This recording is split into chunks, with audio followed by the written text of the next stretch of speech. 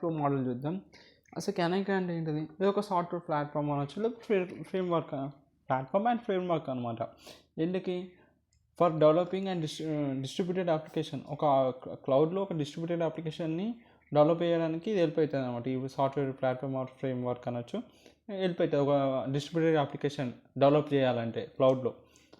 So ఈ మన అనేక ఏం ప్రొవైడ్ చేస్తుంది? అనేకనే ఎందుకు మనం చేస్తున్నామంటే మనకి డెవలపర్స్కి ఒక రిచ్ సెట్ ఆఫ్ ఐపీఐస్ ఇస్తుంది for using the resources use చేయడానికి మంచి రిచ్ సెట్ ఆఫ్ ఏపీఐస్ ఇస్తుంది by expressing application logic with a variety of programming abstraction.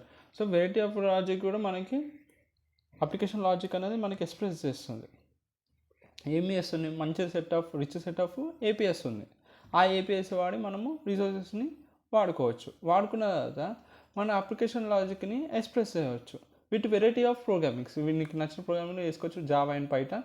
ఇంకా ఆ ప్రోగ్రామింగ్ ఎట్లా అబ్స్ట్రాక్షన్ అవుతుంది అంటే ఐడియాస్ కేవలం వాడికి కస్టమర్ కావాల్సిన డీటెయిల్స్ చూపిస్తుంది, which are the essential details అన్ని ఐడ్ అవుతుంది. అది డాటా అబ్స్ట్రాక్షన్ అంటే programming abstraction. So it is a work flow management tool అని చెప్పొచ్చు అనేక అనేది. సో అనేక implementation cloud workflow execution ఎట్లా అనేది చూద్దాం. అనేక అనేది ఒక అదే రాసిన సేమ్ డెఫినేషన్. అనేక అనేది డిస్ట్రిబ్యూటెడ్ మిడిల్ వేర్ అనమాట, ఒక డెవలపింగ్ ప్లాట్ఫామ్ అని చెప్పొచ్చు. ఇది ప్లాట్ఫామ్ యాజ్ ఎ సర్వీస్ అనమాట, ప్యాస్. అనేక అనేది PaaS, platform as a service. ఒక ప్లాట్ఫామ్ ఇస్తుంది. ఆ ప్లాట్ఫామ్లో మనము డెవలప్మెంట్ చేయొచ్చు, రన్ టైమ్ ఎన్విరాన్మెంట్స్ ఉంటాయి ఆ ప్లాట్ఫామ్. ఓకే, అనేక అనేది బోట్ డెవలప్మెంట్ డెవలప్ చేసుకోవచ్చు, ఇంకా రన్ చేసి కరెక్ట్ ఎట్లా ఎగ్జిక్యూటివ్ కూడా చేసుకోవచ్చు. రన్ టైమ్ ఎన్విరాన్మెంట్ అంటే it's available for the public use for cost. So పబ్లిక్గా అవైలబుల్ ఉంటుంది అనేక. కేవలం గీలకే ఆర్గనైజేషన్కి వాడచ్చు అంటే అట్లా లేదు. It's public available for the cost. నువ్వు ఎంత పైసలు కట్టి యూజ్ చేసుకోవచ్చు అనమాట. ఇట్స్ అండ్ డెవలప్మెంట్ చేసుకోవచ్చు, దాంట్లోనే రన్ టైమ్ ఎన్విరాన్మెంట్స్ కూడా ఉన్నాయి. Development environments with the run time environments ఉన్నాయి. ఇట్స్ అండ్ ప్యాట్స్ అని చెప్పి గుర్తుపెట్టుకో. Platform is service. Distributed applications develop చేస్తావు అనేక యూజ్ చేసి. సో ఇట్ ఈస్ ఇన్స్టాల్ అనే కోఆపరేటివ్ నెట్వర్క్స్. ఒక కోఆపరేటివ్ నెట్వర్క్స్లో ఇన్స్టాల్ చేయొచ్చు, లేకపోతే డెడికేటెడ్ క్లస్టర్స్లో ఇన్స్టాల్ చేయొచ్చు, లేకపోతే ఇట్ కెన్ బి హోస్ట్ చేయొచ్చు మనం. ఓకేనా, 3 రకాలు అవైలబుల్ ఉంటుంది అబ్బా.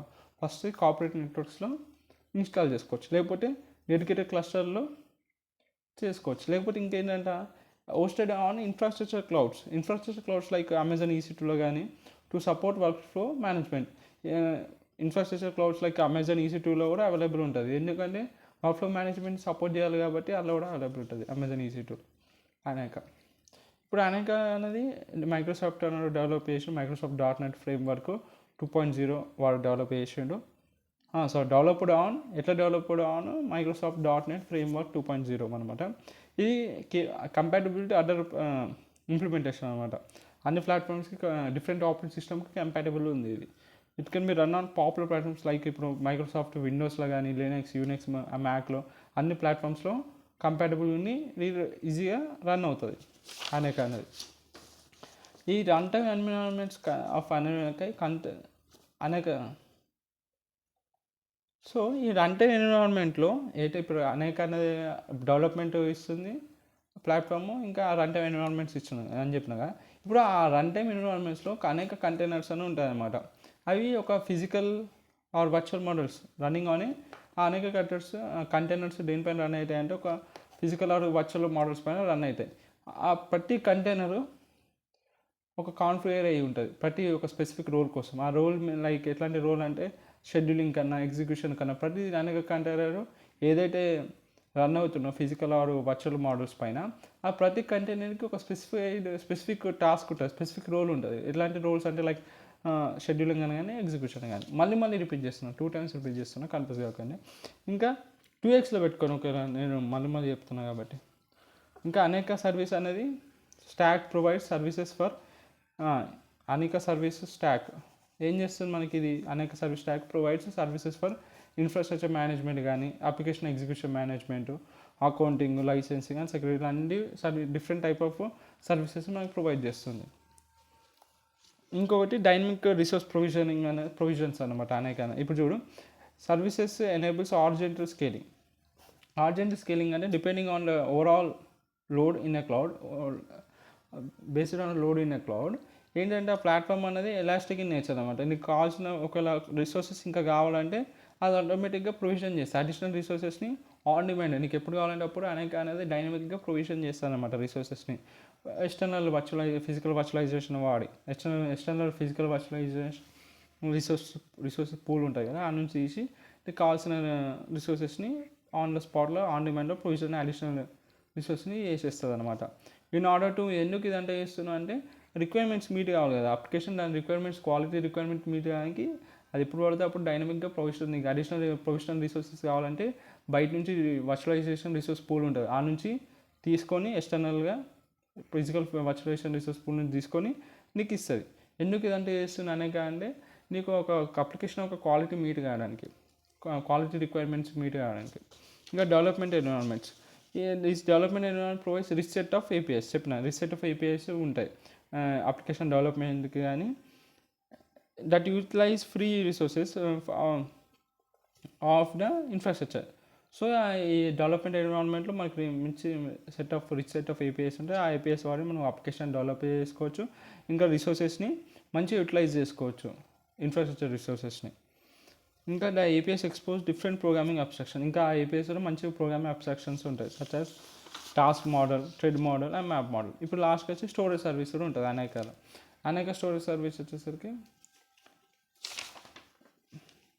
కనిపిస్తుంది కదా, కాకపోతే ప్రతి వీడియో కింద డిస్క్రిప్షన్లో మన నోట్స్ ఉంటాయి, అది కొట్టినాక కనిపిస్తుంది ఈ చాప్టర్ నోట్స్. ఓకేనా.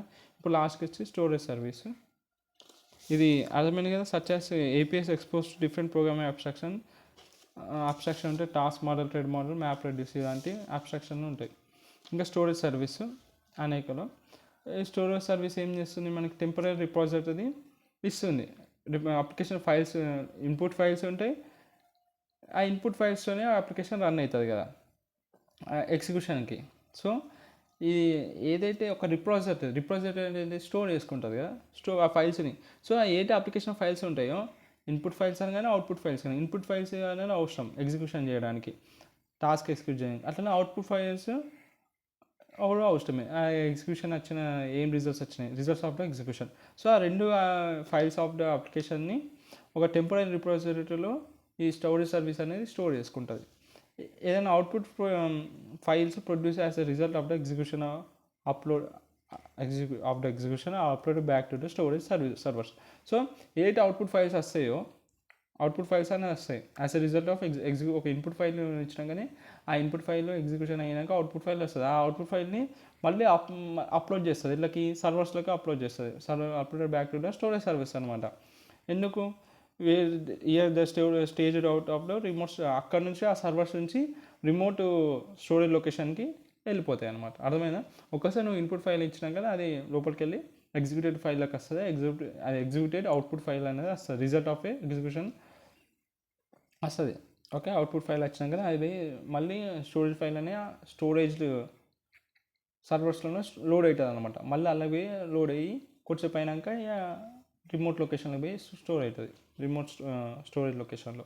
ఇదన్నమాట డిప్లాయ్మెంట్ ఆఫ్ అనేక ఎంటర్ప్రైజ్ క్లౌడ్ ఉంటుంది. ఇది మన క్లౌడ్ అనేక ఎంటర్ప్రైజ్ క్లౌడ్. అది ఇన్ఫ్రాస్ట్రక్చర్ ఇస్తుంది, స్టోరేజ్ ఇస్తుంది, ఎగ్జిక్యూటర్స్ ఇక్కడ ఉన్న మన క్లయింట్, ఇక్కడ క్లయింట్ దానికి ఉన్న వర్క్ నుంచి ఇంటర్నెట్ వారి ఆ క్లౌడ్కి ఉన్న సర్వీసెస్ అనేక అని చెప్పిన అనేక కంటైనరు, ఆ కంటైనర్ ఒక్కొక్క కంటైనరు ఇవన్నీ ఒక ఫిజికల్ హోస్ట్ పైన కానీ వర్చువలైజేషన్ పైన ఉంటుంది.